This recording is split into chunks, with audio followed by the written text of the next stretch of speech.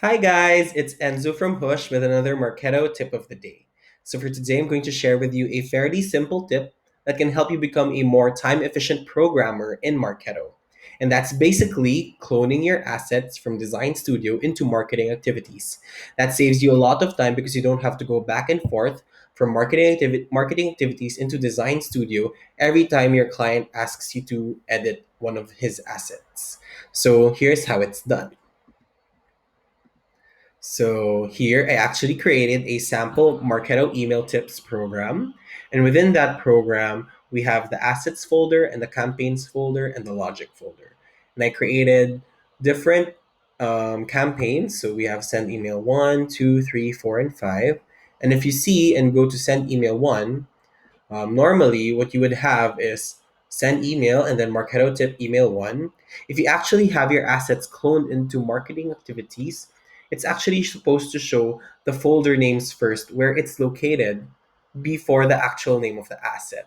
So this one, it already shows that it's already in Design Studio and it wasn't cloned into marketing activities. So how do you clone an asset from Design Studio? So just go to Design Studio, and then one of the things that you want to avoid is actually just going through so many assets. So that's why it's best practice for you to clone your assets into marketing activities. And then you look for your asset. So here I actually created it already. So Marketo tip of the day one. And then you just right click, or you can click the email and then email actions and do clone. And then here you choose clone to marketing activities. And then you choose the folder. So Marketo email tips. So that's one. And then I just select this one, or if you want to rename it, that's fine. And then you paste.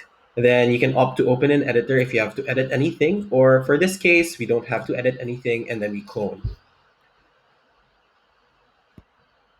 Okay, so once you click clone, you're going to see your asset here.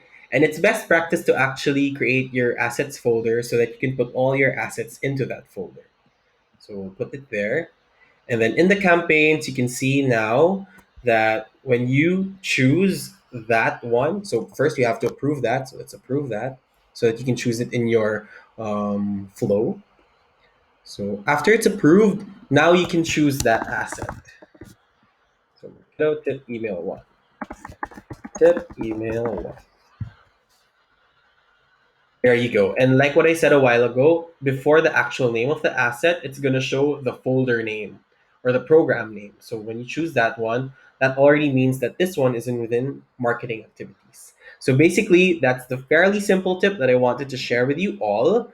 I hope that this was very useful to all of you. And if you like this video, please subscribe here. It's here, whatever, here.